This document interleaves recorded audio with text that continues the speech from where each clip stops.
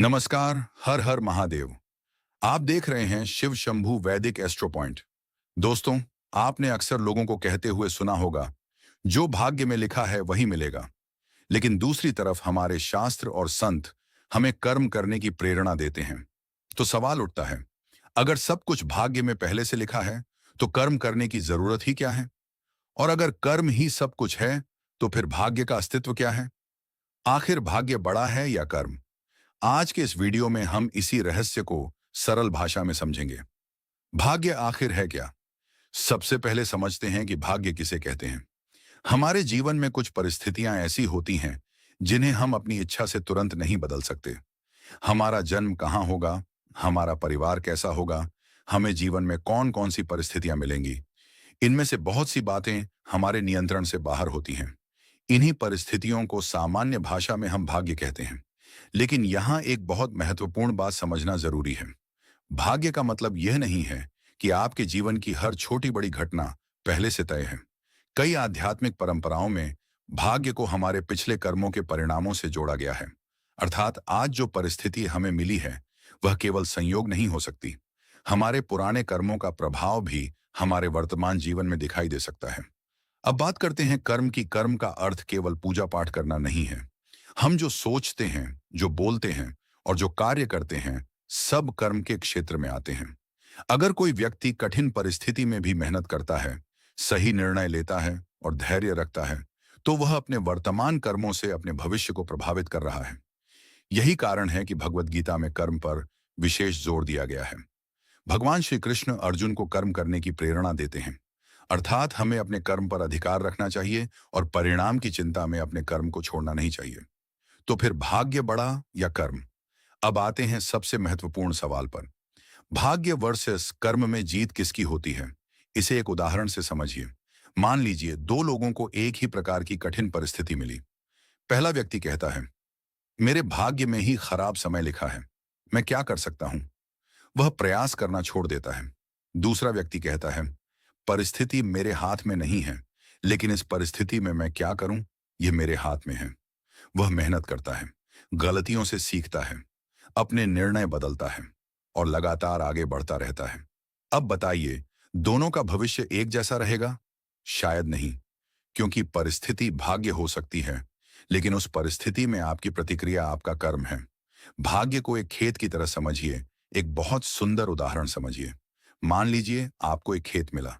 खेत की मिट्टी कैसी है, जमीन कितनी बड़ी है, यह आपके भाग्य की तरह है। लेकिन उस खेत में आप क्या बोते हैं, कितनी मेहनत करते हैं, कितना पानी देते हैं और उसकी देखभाल कैसे करते हैं, यह आपका कर्म है। अगर खेत अच्छा है लेकिन आपने कुछ बोया ही नहीं, तो फसल कैसे आएगी? और अगर जमीन बहुत अच्छी नहीं है लेकिन किसान मेहनत करता है, सही बीज चुनता है और लगातार प्रयास करता है, तो परिणाम बेहतर हो सकते हैं। इसलिए जीवन में भाग्य और कर्म एक दूसरे के विरोधी नहीं है, दोनों एक दूसरे से जुड़े हुए हैं। एक और महत्वपूर्ण बात, कई लोग कहते हैं, मेरी किस्मत खराब है इसलिए मैं कुछ नहीं कर सकता। यही सोच व्यक्ति को सबसे ज्यादा कमजोर बनाती है, क्योंकि अगर हम हर असफलता का कारण भाग्य को मान लेंगे, तो अपने अंदर सुधार करने की कोशिश ही नहीं करेंगे। अगर परीक्षा में नंबर कम आए तो कह दिया, भाग्य खराब था। व्यवसाय में नुकसान हुआ तो भाग्य में यही लिखा था। रिश्ते में समस्या हुई तो किस्मत खराब है। लेकिन कभी हमने यह पूछा कि बिन मेरी तरफ से क्या कमी रह गई? यही सवाल हमें कर्म की ओर ले जाता है।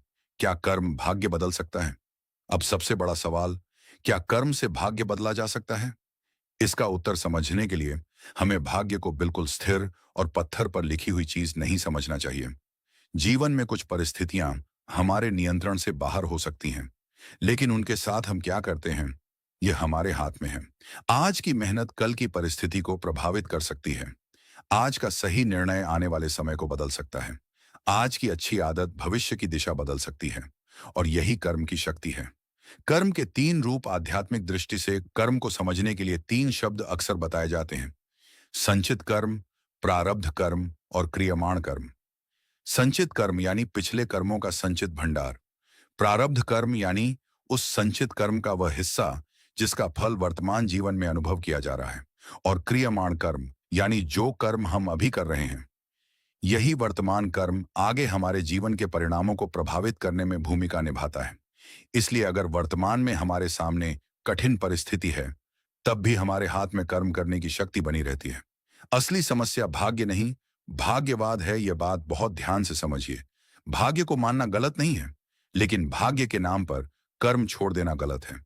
अगर कोई व्यक्ति कहता है, भगवान जो करेंगे वही होगा, इसलिए मैं कुछ नहीं करूंगा, तो यह अध्यात्म नहीं है। सच्चा अध्यात्म हमें निष्क्रिय नहीं बनाता, वह हमें धैर्य देता है। वह हमें सही कर्म करने की शक्ति देता है। वह हमें सिखाता है कि परिणाम हमेशा हमारे हाथ में नहीं होता, लेकिन प्रयास हमारे हाथ में होता है। भगवान श्री कृष्ण का संदेश गीता का प्रसिद्ध संदेश है, कर्मण्येवाधिकारस्ते मां फलेषु कदाचन। अर्थात मनुष्य का अधिकार कर्म करने में है, केवल फल पर नहीं। इसका अर्थ यह नहीं कि परिणाम की कोई कीमत नहीं, बल्कि इसका अर्थ है कि परिणाम की चिंता में अपना कर्म मत छोड़ो। आपका काम है सही दिशा चुनना, ईमानदारी से प्रयास करना, धैर्य रखना और अपने कर्म को श्रेष्ठ बनाना। तो जीवन में क्या करें? अगर आपको लगता है कि आपका भाग्य आपका साथ नहीं दे रहा, तो सबसे पहले अपने कर्मों को देखिए, अपने विचार देखिए, अपनी आदतें देखिए, अपना व्यवहार देखिए, अपने निर्णय देखिए और खुद से पूछिए, क्या मैं अपने भविष्य के लिए आज सही कर्म कर रहा हूं? क्योंकि भविष्य की चिंता करने से ज्यादा महत्वपूर्ण है आज को सही बनाना। अंतिम संदेश तो दोस्तों, भाग्य आपको परिस्थितियां दे सकता है, लेकिन कर्म आपको उन परिस्थितियों से आगे निकलने की शक्ति देता है। भाग्य आपको रास्ते पर खड़ा कर सकता है, लेकिन उस रास्ते पर चलना आपका कर्म है। भाग्य आपको अवसर दे सकता है, लेकिन उस अवसर का उपयोग करना आपका कर्म है। भाग्य आपको चुनौती दे सकता है, लेकिन चुनौती के सामने खड़े होना आपका कर्म है।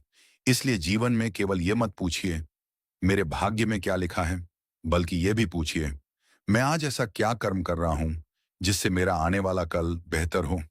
यही सोच जीवन को बदलने की शुरुआत हो सकती है। अगर आपको यह वीडियो पसंद आया हो तो वीडियो को लाइक करें, अपने परिवार और मित्रों के साथ शेयर करें और शिव शंभु वैदिक एस्ट्रो पॉइंट को सब्सक्राइब जरूर करें।